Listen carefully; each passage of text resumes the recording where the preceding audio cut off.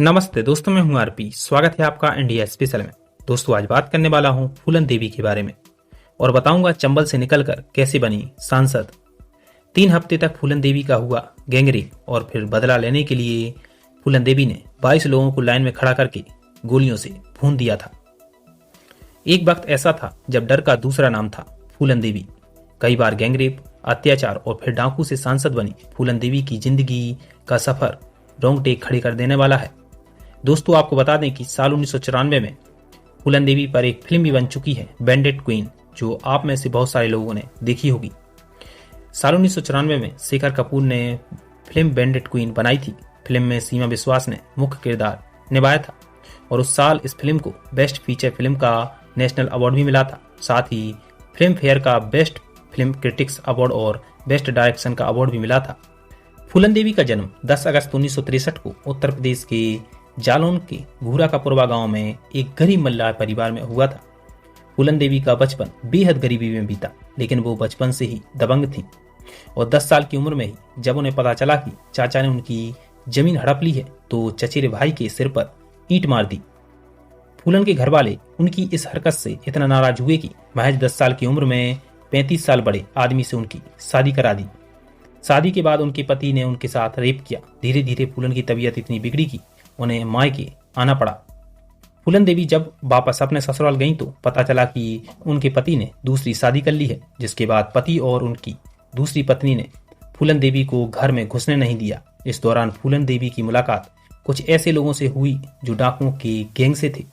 ये लोग उत्तर प्रदेश और मध्य प्रदेश के बॉर्डर बुंदेलखंड में सक्रिय थे, यानी चंबल की घाटी में सक्रिय थे। बाद में फूलन देवी उन्हीं के गैंग में शामिल हो गईं और चंबल की मुख्य डाकुओं में से एक बन गईं। इस गैंग में 2 डाकुओं को फूलन देवी से प्यार हो गया। हालात यहाँ तक बिगड़ गए कि एक डाकू ने विक्रम मल्ला नाम के दूसरे डाकू की हत्या कर दी। इस घटना के कुछ समय बाद ही ठाकरों की गैंग ने फूलन देवी को किडनैप कर लिया और बहमई गांव ले गई। 3 हफ्ते तक लगातार फूलन के साथ रेप किया। यहाँ से किसी तरह बच निकलने के बाद फूलन डाकुओं के दूसरे गैंग से जुड़ गई। साल 1981 में फूलन बहमई गांव गई, जहां उनका रेप हुआ था। फूलन देवी ने रेप करने वालों को पहचान लिया और उसके बाद गांव के 22 ठाकरों को लाइन में खड़ा करके गोलियों से भून दिया।